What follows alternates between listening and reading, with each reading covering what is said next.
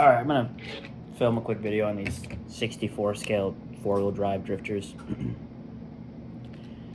And the perks to them, rather than trying to get into rear-wheel drive, there's perks to both, but there's convenience in four-wheel drive. And I'll tell you my thoughts and if it's even worth it.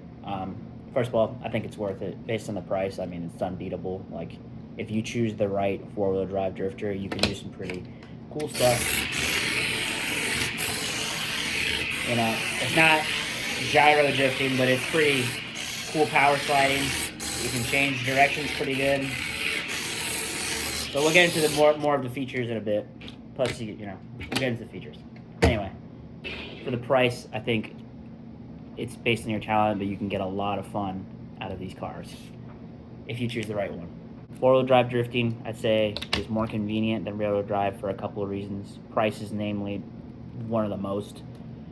Second one is the charging. You don't have to deal with any batteries, taking the batteries out, charging them, or doing anything like that. You have a USB-C port, and that's pretty cool. You have an on and off switch. A lot of the other rear-wheel drive kits on the market don't have an on and off switch, which is not the end of the world, but still, like, there's a lot of convenience to these that are actually, like, make them viable tabletop drifters. And it has to be a kind of a big table. This isn't the biggest table in the world, but this is the table. This is a table I got for free, paid nothing. So, with this and this $20 to $30 RC car, pretty fun. I can drift or power slide, whatever you want to call it. You can do some pretty cool things. And it's kind of just like up to you how cool you make it, but you definitely can have a lot of fun with these four-wheel drive.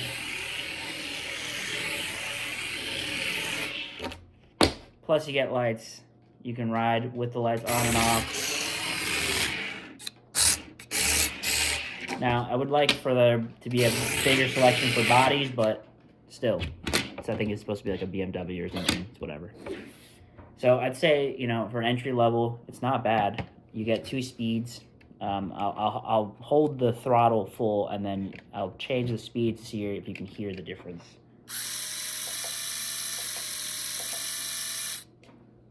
2 speeds. The fastest speed is pretty good for ground, playing on the ground, but on a table, the fastest speed's unusable. So, the slower speed is definitely what I use more. But you can get this thing to drift with both. You just have to get the momentum. But yeah.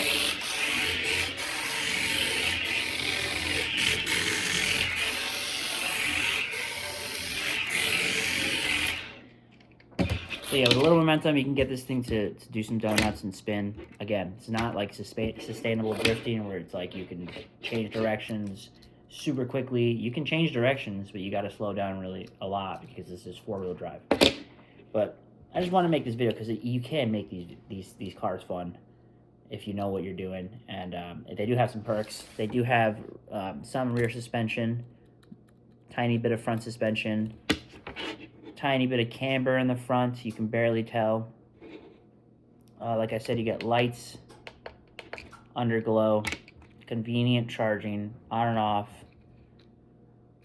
The body's pretty detailed. It had a spoiler, broke off. But again, for the price. Oh yeah, also proportional steering. It doesn't have the biggest angle in the world, but look.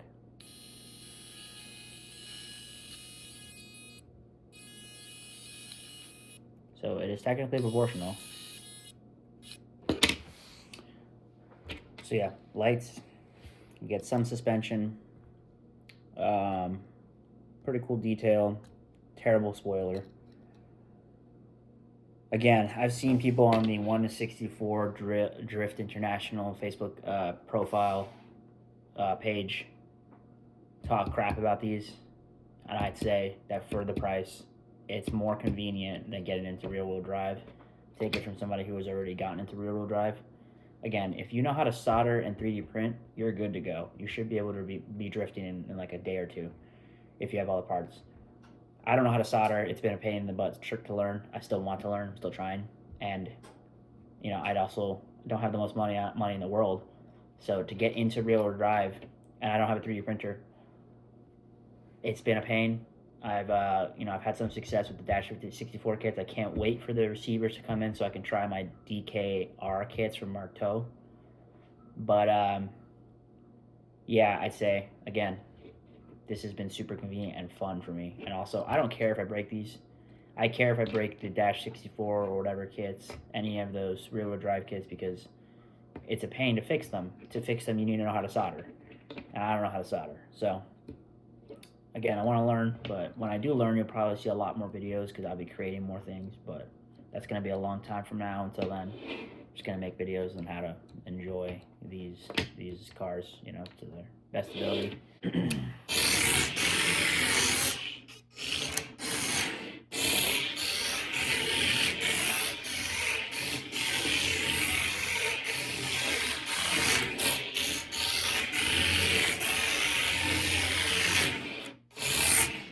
So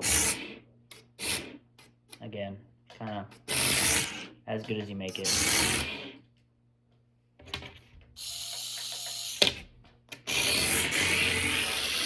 Okay, so, and then I'll just finish it off with a couple tips on how to actually drift this thing if you haven't been able to already.